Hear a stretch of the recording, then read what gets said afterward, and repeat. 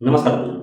मैं राकेश वर्मा आप सभी का स्वागत करता हूं आपके अपने परिवार ऐसे गुरुकुल पर। गुरुजनों, नियोजित शिक्षकों पर निरंतर मार पड़ रही है, चाहे वह शिक्षा विभाग का हो या कोर्ट का हो या फिर परीक्षा लेकर के और उन्हें अपमानित करने को बात हो।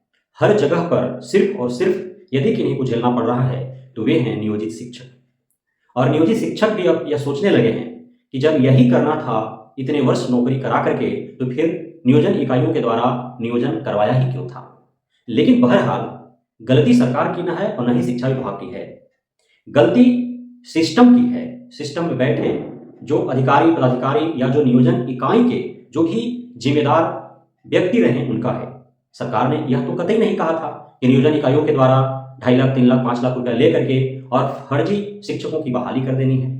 जिनका मेरिट नहीं बन पा रहा है उन्हें भी बहाल कर लेना है, या फिर वैसे शिक्षक शिक्षिकाएं जो किसी भी अरे गहरे नथु खैरे यूनिवर्सिटी से कॉलेजेस से जिन्होंने डीएलएड बीएड कर रखा है उन्हें बहाल कर लेना है। लेकिन हुआ तो ऐसा ही। आखिर 72-75 हजार नियोजित शिक्षक शिक्षिकाओं का पिछले 9 वर्ष बीत जाने के बावजूद भी उनका फाइल फोल्डर निगरानी समिति तक क्यों नहीं पहुंचा। यदि उन 72-75 हजार नियोजित शिक्षिकाओं के पास फाइल फोल्डर हैं, माना कि वे जब उनका नियोजन हुआ था उस समय जो दिए थे वो भूल गया होगा, लेकिन उनके पास ओरिजिनल दस्तावेज है, उसका वो कॉपी करा करके डी ऑफिस में दे सकते थे, क्योंकि 9 वर्ष में उन्हें नोटिस तो मिल ही गया होगा कि उनका फाइल फोल्डर गायब हो चुका है। तो उन्होंने क्यों नहीं अपने स्तर से पहल किया। उसके बाद शिक्षा विभाग के द्वारा एक और ऑप्शनल व्यवस्था बनाया गया कि जो फिजिकली जिनका फाइल्स नहीं है वे डिजिटल इस शिक्षा कोष पोर्टल पर अपना सॉफ्ट कॉपी अपलोड कर दें। उसे टीडीओ डाउनलोड करेगा, उसे अटेस्टेड करके निगरानी समिति को भेजेगा, उससे जांच होगा। लेकिन वो भी नहीं कर पाए। तो 72-75 हजार का फाइल फोल्डर गायब है, उनपे तो तलवार लटका ही है। अब तो वो माननीय हाईकोर्ट पटना के हाथों में है। उन्होंने सीधा बिहार सरकार और निगरानी समिति को बोल दिया है कि यदि आप कार्रवाई नहीं करेंगे तो हम करेंगे। तो हाईकोर्ट तो उन्हें निकाल ही देगी अंततः। आज निकाले कि 6 महीने बाद निकाले, तो उनका नौकरी गए हो। लेकिन उसके बाद जिनका फाइल फोल्डर निगरानी समिति के पास है और जो निगरानी समिति जांच कर रही है, उसमें हजारों की तादाद में ऐसे शिक्षक शिक्षिकाएं हैं जिनका बीएड का डिग्री जो है वो फर्जी है। और दूसरे राज्य में कॉलेज नहीं है, बल्कि 1 दर्जन से भी अधिक कॉलेज अलग अलग बिहार के जिलों में हैं, जिसमें सबसे बड़ा नाम आ रहा है बिहार शरीफ में। नालंदा बिहार शरीफ में एक कॉलेज है, उस कॉलेज से दर्जनों ऐसे शिक्षक अभ्यर्थी शिक्षिकाएं हैं जो नियोजन इकाइयों के द्वारा उनकी भर्ती हुई है, बहाली हुई है, और वे आज फर्जी पाए जा रहे हैं। उसी प्रकार भागलपुर में, मधुबनी में, सिवान में, सारण में एवं अन्य कई जिलों में उसके तार बिछे हुए हैं, जहां पे बीएड कॉलेज फर्जी हैं और फर्जी सर्टिफिकेट बांट रहे थे। और उनके द्वारा लाख 1.5 लाख 2 लाख जितना भी जिसे डील हुआ, वे फर्जी सर्टिफिकेट वहां से प्राप्त करके और फिर यहाँ नियोजन इकाइयों में जो भी वहां के अधिकारी पदाधिकारी कर्मचारी या जो भी जिम्मेदार व्यक्ति थे, चाहे वो नगर इकाई हो या फिर वो ग्राम पंचायत का इकाई हो, मुखिया के द्वारा हो, प्रमुख के द्वारा हो, जिला परिषद के द्वारा हो, पंचायत समिति के द्वारा हो, या फिर चेयरमैन के द्वारा हो, नगर पंचायत नगर परिषद नगर पालिकाओं में, तो वहां पे उन्हें पैसा खिला करके और वे बहाली ले लिए। अब उन पे गाज करना प्रारंभ हो गया है।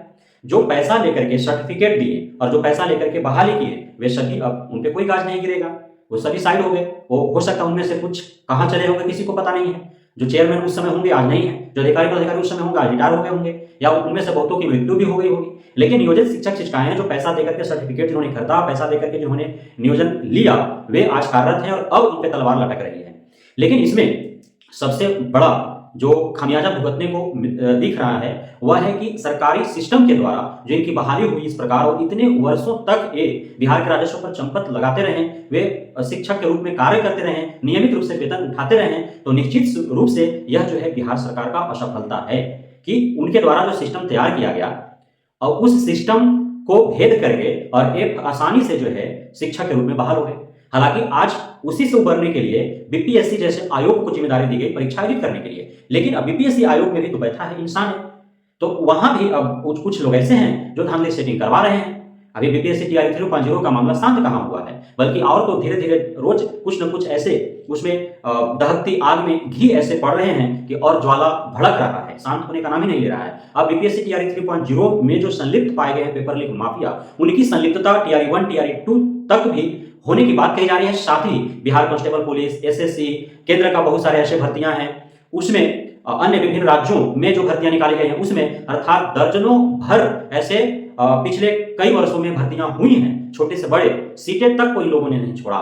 सीटेट में भी कही जा रही है कि जो ऑनलाइन हुए उसमें एक व्यक्ति 1,000 करोड़ रुपया कमा करके बैठ गया हो। अब सोचने वाली बात है कि कितना बड़ा खेल हुआ है और कितने बड़े स्तर पर हुआ है, कौन कौन संलिप्त हो सकते हैं। अब तो जो गिरोह के लोग हैं उन्हीं में भंडा फूट गया है। हो सकता है कि उनके अंदर जो लूट का जो पैसा था, जो माल था लूट का, उसके बंटवारा में किसी प्रकार का विभेद उत्पन्न हुआ होगा। अब वही पूरा पोल खोलने के लिए मीडिया के समक्ष मुंह बांध करके उपस्थित हो जा रहे हैं और वे जो है सारे पोल खोल दे रहे हैं। तो अब तो सारा कुछ खुल गया है। अब जिम्मेदारी है बिहार आर्थिक अपराध इकाई का।